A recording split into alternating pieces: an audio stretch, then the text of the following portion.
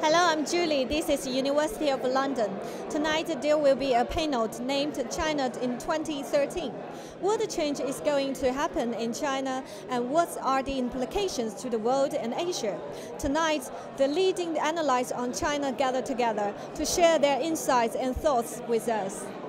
Special guests of the forum discuss their understanding and knowledge of China. The new men have got a heck of a job ahead of them, but the basic bottom line in China, which I'll leave you with, is always to maintain party unity and party control. For China, you just have to look. Any previous dynasty, handover, transition, mandate of heaven, passing hands, you wish to choose, and it's extremely tense. So they do not want to declare themselves. They do not want you to think about exactly who they are. They just want to be the air you breathe. Asia-Pacific region has an alphabet soup. It has APEC, it has ASEAN +3, it has a whole variety of different things which change year by year, but none of them are embedded and solid enough in terms of providing that ability to create a multilateral set of disciplines within which China can operate.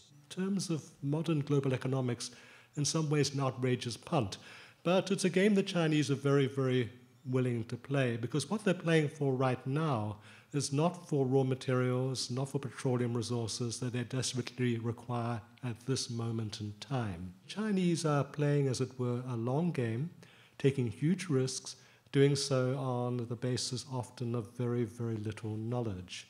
The problem is that China can't use the same toolbox to fix itself today as it did in the 80s and the 90s. You can only join the World Trade Organization once. You can only do labor transfer from agriculture to high-value manufacturing in urban areas once. You can only get 95% of your kids enrolled in secondary school once, and so on and so forth. So these early mechanisms whereby China was able to catch up so spectacularly, I think have largely, maybe not wholly, but largely been exploited. So the big change, as we know, really is to invent a new model. That's really what the challenge to China's new leaders is. Our reporter Julie starts with her question. My question is, yes, I am very excited to hear about a lot of thoughts about China and a lot of tests and challenges. If you were Mr. Xi, can you give him some suggestions how to ease the tension with the neighbors, especially Japan, considering America come back to Asian Pacific region? Thank you. Audience members were concerned with the situation in Northeast Asia and share their views. China is now a powerful actor in the region and will ultimately gain more influence by stepping back and being willing to be constrained in various ways. My advice to Xi would simply be do anything you can to produce that kind of, at least if not a formal framework, some kind of understanding.